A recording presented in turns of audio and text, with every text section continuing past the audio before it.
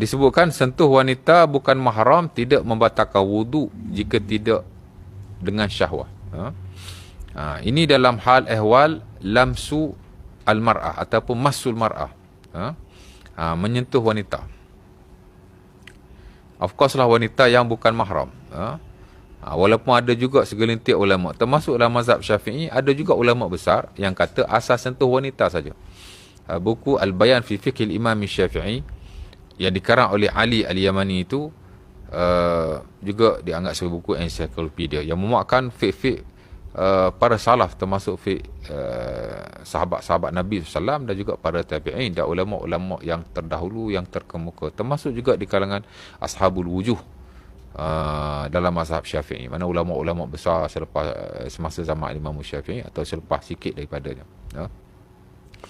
Dia juga menyebut bahawa ada ulama Syafi'i yang berpandangan asal menyentuh wanita sahaja tidak membatalkan wudu, kerana ayat Quran tidak membezakan mahram atau tidak mahram.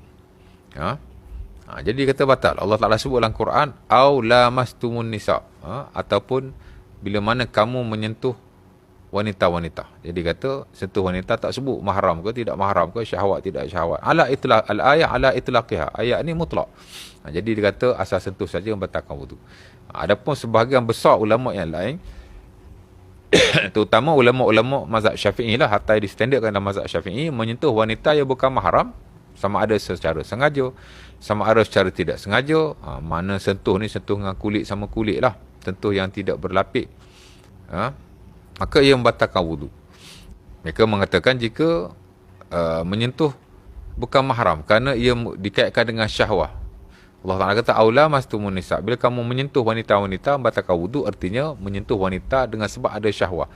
Dan mereka kata ada syahwah ni of course lah orang-orang yang ataupun wanita-wanita yang bukan mahram. Kerana yang mahram dia tak timbul isu sentuh sebab dia tidak ada syahwat. Sama macam bab aurat lah. Aurat mahram dengan bukan mahram of course lah berbeza. Jadi dia kata sama. Itu dalam mazhab Syafi'i lah. Walaupun sebenarnya ulama dalam hal ni ada pendapat yang berbeza-beza antara satu dengan yang lain. Ada ulama yang kata batal, ada ulama yang kata tidak batal. Ada ulama kata batal jika dengan syahwah. Ada ulama yang kata batal secara mutlak. Jadi macam-macam. Baik. Ala kulli hal, dalam hal ni ada 3 pendapat ulama lah. Pertama, ulama yang kata tak batal secara mutlak. Itu pendapat yang dimuktamadkan dalam mazhab Abu Hanifah, An-Nu'man bin Sabit. Mazhab Hanafi lah, dia kata tak batal sama sekali.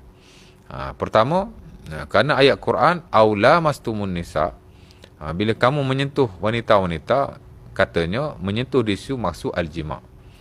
Dia merujuk kepada pentafsiran daripada Ibnu Abbas radhiyallahu taala anhu yang disebut sebagai hibrul ummah. Dia ni ulama di kalangan para sahabat yang antara yang teralim, di mana dia mentafsirkan aula mastumun nisa, katanya menyentuh isteri ataupun wanita, artinya jima'. Kerana dalam Quran bila Allah Ta'ala nak sebut jima', Allah Ta'ala dalam sebahagian besar ayat menyebutnya dengan kalimah sentuh. Kadang-kadang Allah Ta'ala sebut al-mas, yakni sentuh. Kadang-kadang Allah Ta'ala sebut lamas, seperti ayat ni au lamastumun nisa. Kadang-kadang Allah Ta'ala sebut mas. Antaranya contohnya dalam ayat Quran kata Allah ya ayuhan nabi, macam mana ayat tu, siapa yang menceraikan wanita sebelum dia menyetubuhinya, maka tidak ada iddah ke atas wanita itu. Ya ayyuhallazina amanu idza talaqtumun nisa min qabli an tamassuhunna fama lakum alaihinna min iddatin ta'taddunaha. Itu ayatnya. Saya tengok surah apa. Kata Allah, wahai orang-orang yang beriman, bila kamu menceraikan isteri-isterimu dalam keadaan kamu belum lagi menyentuhnya. Itu poin saya. Saya nak sebut bahawa maka tidak ada iddah, kata Allah, untuk kamu ke atas wanita atau isteri yang kamu ceraikan tadi. Min qabli an tamassuhunna, kata Allah. Kata Allah, wahai orang yang beriman, bila kamu menceraikan isteri-isterimu sebelum kamu menyentuhnya, min qabli an tamassuhunna, bukan sentuh di situ, jima' lah kan. Jadi Allah Ta'ala ada lagi ayat-ayat yang lain Yang mana bila Allah Ta'ala sebut sentuh ni maksud jima', dan itulah yang dipilih oleh Ibnu Abbas dan sebagai ulama di kalangan sahabat dan tabi'in yang lain. Jadi Abu Hanifah melihat bahawa sentuh dalam ayat ini bukanlah jima', tapi bukanlah sentuh biasa, tapi ia adalah jima', ya. Sementara ada banyak hadis-hadis yang lain yang menunjukkan bahawa Nabi menyentuh isterinya dan Nabi tidak berwudu. Antaranya hadis Abi Daud yang diriwayatkan daripada Aisyah sendiri radhiyallahu taala anha, di mana katanya qabbalan Nabi ba'da nisaihi thumma kharaja ila salah wa lam yatawadda. Nabi SAW telah mencium sebahagian isterinya, kemudian dia pergi semayang dan dia tidak berwudu. Hadis Aisyah riwayat Abi Daud. Maksudnya kata dia Nabi cium isteri dia, kemudian Nabi semayang tanpa berwudu. Jadi hadis ini menunjukkan bahawa tidak membatalkan wudu. Kalau cium tak batal, sentuh lebih-lebih lagi lah. Kerana of course lah bila dia cium tersentuh antara kulit si suami dengan kulit si isteri. Ada lagi hadis yang lain antara dalam Sahih Bukhari atau Muslim daripada Aisyah juga, di mana Nabi SAW semayang, kerana Nabi yusalli, Nabi SAW semayang dan wa ana mu'tarid baina yadayhi i'tirad al-janazah. Aku duduk di hadapannya seumpama melentang. Aku duduk di hadapannya secara melentang seumpama melentangnya seorang jenazah. Maknanya Nabi tengah semayang, Aisyah tidur di hadapan Nabi secara melentang. Fa iza sajada ghamazani faqabattu rijlayya wa idza qama basattuha. Kata Aisyah, Nabi SAW bila nak sujud dia menyentuh kakiku, dan bila dia bangun aku akan meluruskan kembali kakiku. Bila Nabi nak sujud dia menyentuh kakiku. Fa idza sajada ghamazani faqabattu rijlayya. Bila Nabi nak sujud dia menyentuh kakiku dan aku membengkokkan kakiku pasal Nabi nak sujud. Dan bila Nabi bangun fa idza qama basattuha. Dan bila Nabi bangun aku akan meluruskannya. Jadi secara zahirnya Nabi menyentuh kaki Aisyah radhiyallahu taala anha tak kala nak sujud. Jadi tak batal. Dan mungkin lagi ada hadis-hadis yang lain. Jadi yang standard lah mazhab Hanafi kata tak batal sama sekali, dengan menggabungkan pentafsiran Ibnu Abbas dalam ayat Quran yang telah saya baca dan juga hadis-hadis yang ada di mana menunjukkan bahawa Nabi SAW menyentuh isterinya dan dia tidak, baginda tidak berwudu. Itu pendapat yang pertama. Yang kedua kata batal dengan syahwah. Ini ada juga sebagian ulama kata sentuh kalau dengan syahwat batal. Tapi kalau tidak dengan syahwat tidak batal. Dia membeza-bezakan antara syahwat dan tidak syahwat. Dan of course lah ada juga ulama yang mengatakan bahawa semata-mata sentuh membatalkan wudu. Dan itu yang kita tahu, itulah standard dalam mazhab Syafi'i. Sentuh saja batal wudu. Kerana ayat Quran aulamastumun nisa ditafsirkan di atas zahirnya. Dan juga merujuk kepada pentafsiran sebagian sahabat yang lain. Di mana sentuh di sini adalah semata-mata sentuh. Aulamastumun nisa, semata-mata sentuh.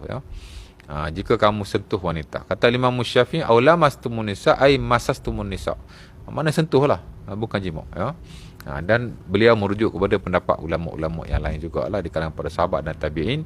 Kerana dalam hal ini tidak ditafsirkan semata-mata mengikut pentafsiran Ibnu Abbas, kerana ada lagi pentafsiran Ali bin Abi Talib, pentafsiran Ibnu Mas'ud dan selainnya, dan ada di kalangan mereka yang mentafsirkan di atas zahir ayat berkenaan. Ataupun hadis-hadis yang lain, hadis Aisyah di mana Nabi menyentuh kaki, kata mereka kelaziman menjadi orang Arab ni memakai khuf, jadi dia kata boleh jadi sentuh di atas khuf berkenaan. Sama juga hadis Nabi mencium isterinya kemudian baginda pergi solat tapi tidak berwudu. Hadis itu dhaif di sisi sebagian ulama hadis yang lain, dan para fuqaha sebagai melihat sebagai dhaif. Hatta Imam Syafi'i rahimahullah bukan dia tidak tahu ada hadis itu, tapi baginda beliau juga mendhaifkan hadis itu. Hatta Al-Imam Ibnu Abdul Bar menukilkan dalam Al-Istizkar, tak silap saya dalam Al-Istizkar, beliau menukilkan dan disebut juga oleh Al-Imam Asy-Syaukani rahimahullah dalam Nailil Autar, tak kira membicarakan hadis ini, isu ini, di mana Imam Syafi'i berkata law sahha hadis nubatah falam ara mimassil wudu mimassil mar'ati wudu'an. Kata Imam Syafi'i, dinukilkan oleh mereka-mereka ini, Imam Syafi'i kata jika sahihlah hadis Nabi mencium isterinya. Dia panggil hadis Subatah. Pasal antara periwayat adalah hadis ni nama Subatah. Jadi Imam Syafi'i kata kalau hadis Subatah ini, bukan Subatah, Nubatah. Kalau hadis Nabi mencium isteri ini sahih, maka aku juga akan berpendapat bahawa tidak perlu berwuduk bila menyentuh wanita. Maksudnya, Imam Syafi'i kata batal, antara hujahnya ialah hadis ini daif, hadis cium isteri ini daif. Tapi Imam Syafi'i kata kalau hadis ini sahih, aku juga akan berpegang dengannya. Menunjukkan bahawa Imam Syafi'i mengatakan ia daif. Walau bagaimanapun di situ, ataupun daripada nukilan ini kita melihat akan keterbukaan Al-Imam Asy-Syafi'i rahimahullah ta'ala. Dia lihat hadis ini daif, jadi dia tak berpegang dengannya. Tapi dia kata kalau ia sahih, aku juga akan berpegang dengannya. Itu satu bentuk keterbukaan lah dalam isu-isu hukum yang melibatkan khilaf.